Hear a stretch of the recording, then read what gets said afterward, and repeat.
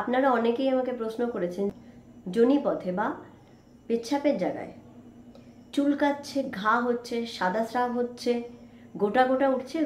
অনেকে ডাক্তারের কাছে যেতে লজ্জা পাচ্ছেন। কেন হচ্ছে, কি করতে হবে, কি ওষুধ ব্যবহার করতে হবে, এই সব কিছু এই ভিডিওতে আলোচনা করব।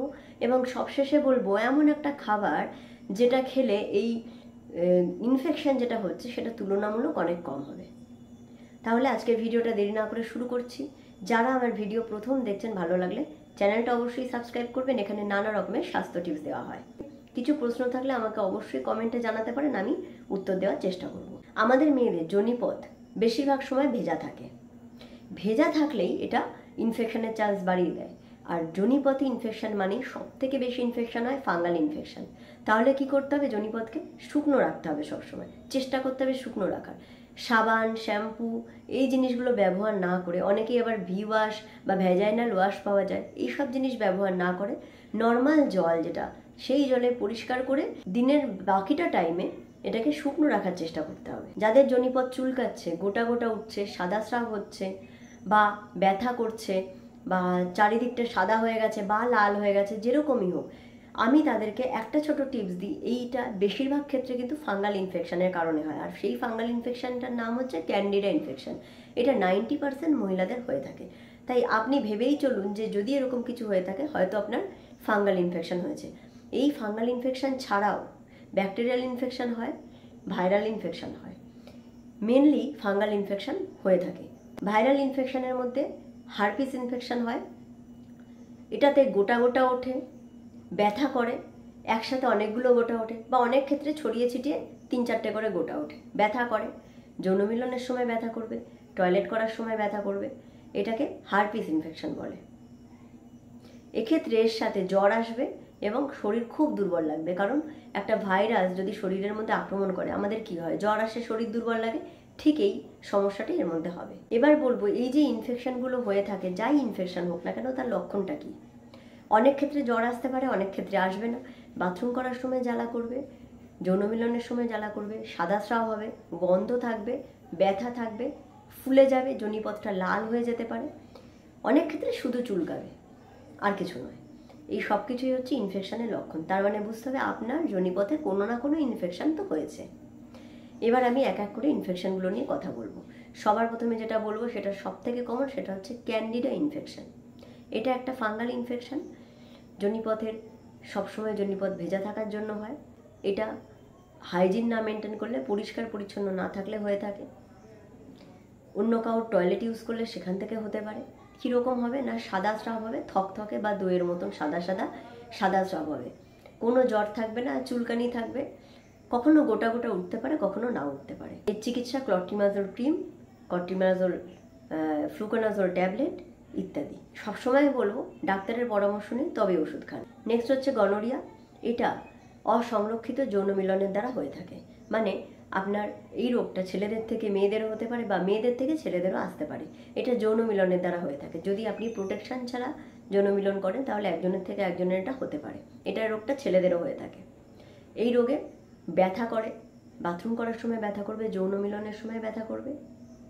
এটা একটা ব্যাকটেরিয়াল ইনফেকশন, নিজেরিয়া ব্যাকটেরিয়ার কারণে এই রোগটা হয়ে থাকে। এই রোগ হলে, এটা একটু সিরিয়াস রোগ, এই রোগ হলে পেটে ব্যথা করবে, কারণ রোগটা একটু ছড়িয়ে যায় তাড়াতাড়ি, ফুলে যাবে, লালও হয়ে যেতে পারে। তাছাড়া সাদা স্রাব থাকতেও পারে, নাও থাকতে পারে, জ্বর আসতেও পারে, নাও আসতে পারে। এর ট্রিটমেন্ট কি? অ্যান্টিবায়োটিক ট্রিটমেন্ট আছে, ইঞ্জেকশন অনেক ক্ষেত্রে দেওয়া হয়, অনেক ক্ষেত্রে ট্যাবলেট দেওয়া হয়, সেপ্টাক্সন, যে কোনো মানে ব্যাকটেরিয়াল ইনফেকশনের জন্য অ্যান্টিব্যাকটেরিয়াল বা অ্যান্টিবায়োটিক্স দেওয়া হয়ে থাকে। এবার বলবো ব্যাকটেরিয়াল ভ্যাজাইনোসিস। এটাতে চুলকানি হয়, দুর্গন্ধ থাকে, একটা সাদা স্রাব হয় প্রচণ্ড পরিমাণে। সাদা স্রাবের কালারটা একটু চেঞ্জ হতে পারে। অ্যান্টিব্যাকটেরিয়াল ট্যাবলেট, ক্রিম দেওয়া হয়ে থাকে। অনেক ক্ষেত্রে কিছু ক্ষেত্রে পাউডার ইউজ করতে বলা হয়, কারণ না ভ্যাজাইনাটা একটু শুকনো রাখার জন্য। এবার বলবো ক্ল্যামাইডিয়া ইনফেকশন। এটাও যৌন মিলনের দ্বারা হয়। অসংরক্ষিত যৌন মিলনের দ্বারা একজনের থেকে একজনের হতে পারে, ছেলেদের থেকে মেয়েদের বা মেয়েদের থেকে ছেলেদের হতে পারে।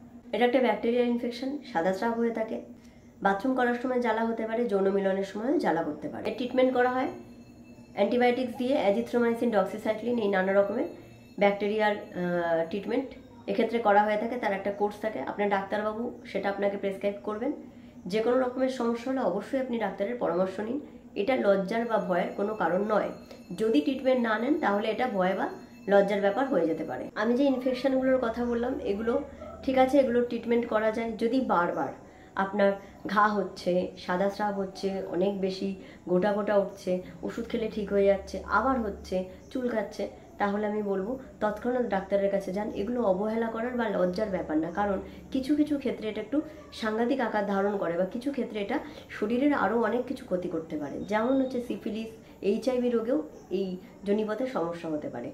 যদি বারবার হয় তাহলে কিন্তু আপনার টেস্ট করা দরকার। কি টেস্ট করতে হবে? HIV টেস্ট করতে হবে, টর্চ প্রোফাইল করতে হবে। এর মধ্যে অনেকগুলো ইনফেকশন একসাথে করা হয়ে থাকে। PDRL টেস্ট করতে হবে সিফিলিস হয়েছে কিনা সেটা জানার জন্য। সচরাচর এই রোগগুলো হয়ে থাকে না, কিন্তু কিছু কিছু মানুষের তো এগুলো হয়ে থাকে, সেটা আপনার পক্ষে বোঝা সম্ভব না। তাই বারবার বলছি এটা লজ্জা পাওয়ার ব্যাপার নয়। অনেকেই আমাকে কমেন্ট করেছেন যে লজ্জায় বলতে পারছি না, লজ্জায় ডাক্তারের কাছে যেতে পারছি না, কি ওষুধ ইউজ করবো।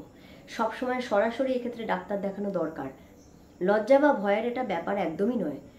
আপনি এক্ষেত্রে গাইনি ডাক্তার দেখাবেন। তাছাড়াও যদি আপনার কাছে ধারে যদি স্ত্রীরোগ বিশেষজ্ঞ না থাকে তাহলে আপনি এটা নর্মাল মেডিসিনের ডাক্তারকেও দেখাতে পারেন।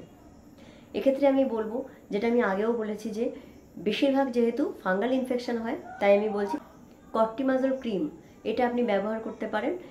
এবং যদি ডাক্তার কাছাকাছি না থাকে বা কোনোভাবে ডাক্তারের কাছে যেতে পারছেন না, তাহলে ক্লট্রিমাজল ক্রিম বা অয়েনমেন্ট ব্যবহার করুন দিনে 2 বার করে বা 3 বার করে। তার সাথে সাথে ডাক্তার অবশ্যই একবার করে দেখিয়ে নিন। এবার বলবো যে কি সমাধান, কিভাবে থাকলে এই রোগ হবে না। প্রথম কথা হচ্ছে, বারবার যেটা বলবো, যদি কোনো রকমের ভ্যাজাইনাতে বা যোনিপথে সমস্যা হয়, মানে চুলকানি, ঘা, ব্যথা, জ্বালা, সাদা স্রাব, সেই মুহূর্তে যৌন মিলন করবেন না। কারণ যৌন মিলন করলে সেটা আরও ছড়িয়ে যেতে পারে। যখন কোনো জায়গায় কেটে যায় সেটা দিয়ে যদি আমরা কাটাছেঁড়া করি বা বারবার হাত দিই, সেখানে যেমন ইনফেকশনটা বাড়তে পারে, ঠিক তেমনই এক্ষেত্রে যদি এই জায়গায় যৌন মিলন করা হয় এটা কিন্তু আরও বেশি ছড়িয়ে পড়তে পারে। তাই এই সময় যৌন মিলন করবেন না। জল বেশি করে খেতে হবে, কারণ একটা ভাঙ্গাল ইনফেকশন বা কোনো ইনফেকশনের জন্য শরীর দুর্বল হয়ে যায়। জল বেশি খেতে হবে। জল বেশি খেলে কি হচ্ছে না, ইউরিন থেকে ইনফেকশনটা কিছুটা বেরিয়েও যেতে পারে। মাসিকের সময় সব থেকে বেশি সতর্কতা নিতে হবে। মাসিকের সময় ইনফেকশন হওয়ার চান্স সব থেকে বেশি থাকে। প্যাড সময় মতন চেঞ্জ করুন, বেশিক্ষণ একই প্যাড পরে থাকবেন না। মেন কাজ হচ্ছে এটাকে পরিষ্কার পরিচ্ছন্ন রাখা। সবসময় পরিষ্কার পরিচ্ছন্ন থাকতে হবে। ইনার সবসময় চেঞ্জ করতে হবে, ভালো করে পরিষ্কার রাখতে হবে জায়গাটাকে। বাথরুম বা টয়লেটটাকে পরিষ্কার রাখতে হবে। এখন আমি একটা সুন্দর খাবারের কথা বলবো যেটা এই ইনফেকশনটাকে কম করতে সাহায্য করবে তুলনামূলকভাবে। সেটা হচ্ছে ক্র্যানবেরি জুস। যাদের এই ইনফেকশন বারবার হচ্ছে বা হওয়ার সম্ভাবনা রয়েছে বা হয়তো আগে একবার হয়েছে বা এই মুহূর্তে হয়েছে, ক্র্যানবেরি জুস খান। এটা ইনফেকশন হওয়ার প্রবণতাটাকে কমাবে, ইনফেকশন হলেও তীব্র সেরে যাবে। তাই ক্র্যানবেরি জুস বাজার থেকে এনে খান। ক্র্যানবেরি অর্থাৎ বেরিও এমনি খেতে পারেন বা জুস করেও খেতে পারেন। বাজারে জুস পাওয়া যায় ক্র্যানবেরি জুস নামে, তো সেটাও আপনি খেতে পারেন। তাহলে আশা করছি আজকের ভিডিওটা যথেষ্ট হেল্পফুল ছিল। কোনো রকমের আপনাদের কোনো প্রশ্ন থাকলে আমাকে অবশ্যই কমেন্টে জানাবেন, আমি রিপ্লাই দেওয়ার চেষ্টা করব। ধন্যবাদ।